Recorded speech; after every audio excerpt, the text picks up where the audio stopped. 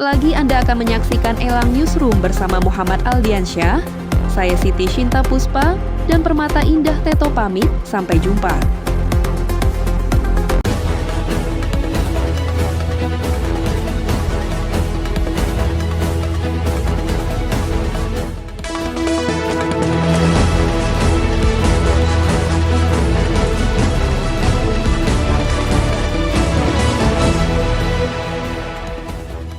Selamat malam. Anda menyaksikan A-News, maksud kami Elang Newsroom. Bersama saya Muhammad Aldiansyah dan berikut topik utama kami malam ini.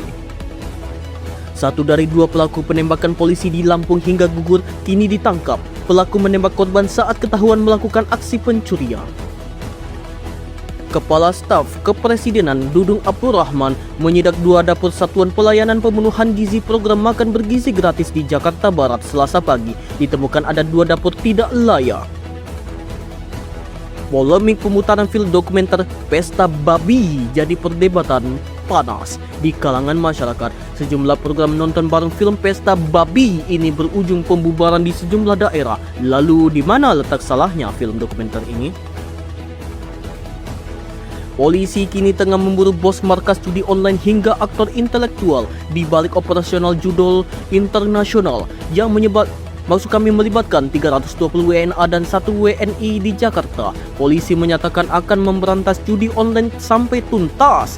Bagaimana menyelamatkan Indonesia dari cengkraman judi online dan pemirsa, rupiah kembali anjlok. Kini nilai rupiah tembus ke level 17.500 per dolar Amerika Serikat. Lalu apa langkah cepat pemerintah untuk mengatasi nilai rupiah yang semakin hari semakin melonjak? Dan pemirsa, inilah Elang Newsroom.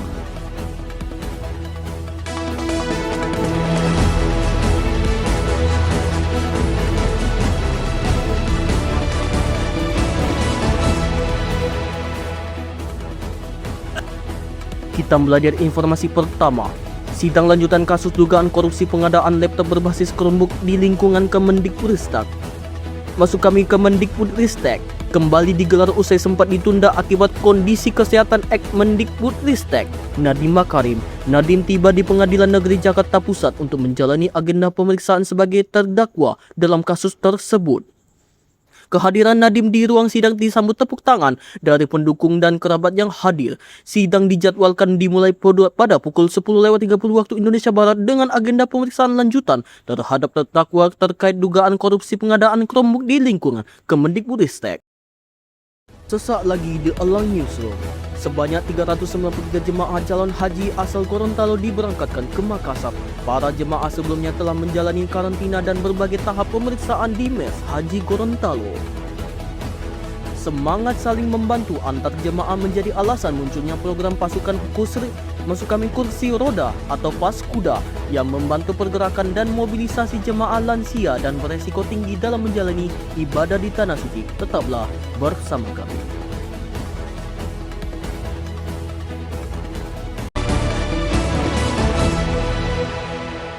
Kami kembali. Sebanyak 393 jemaah calon haji asal Gorontalo diberangkatkan ke Makassar. Para jemaah sebelumnya telah menjalani karantina dan berbagai tahap pemeriksaan di Mes Haji Gorontalo. Para jemaah akan menjalani embarkasi penuh di Makassar untuk diberangkatkan ke Mekah, Arab Saudi. Sebelum diberangkatkan, seluruh jemaah telah menjalani karantina dan berbagai tahap pemeriksaan di Mes Haji. Meski beberapa jemaah tercatat memiliki riwayat penyakit, seluruhnya dinyatakan layak berangkat setelah menjalani penanganan medis dan pengecekan kesehatan. Kepala Kantor Wilayah Kementerian Haji dan Umroh Gorontalo menyatakan seluruh jemaah di kloter ini telah memenuhi persyaratan untuk diberangkatkan. Nilai tukar rupiah pada penutupan perdagangan hari ini melemah 115 poin atau 0,66% menjadi Rp17.529 per dolar Amerika Serikat dari penutupan sebelumnya di level Rp17.414 per dolar Amerika Serikat. Research and Development Indonesia Commodity and Derivative Exchange atau ICDX, Tiffany Safinia menyatakan pelemahan rupiah didorong ekspektasi suku bunga tinggi The Fed yang lebih lama.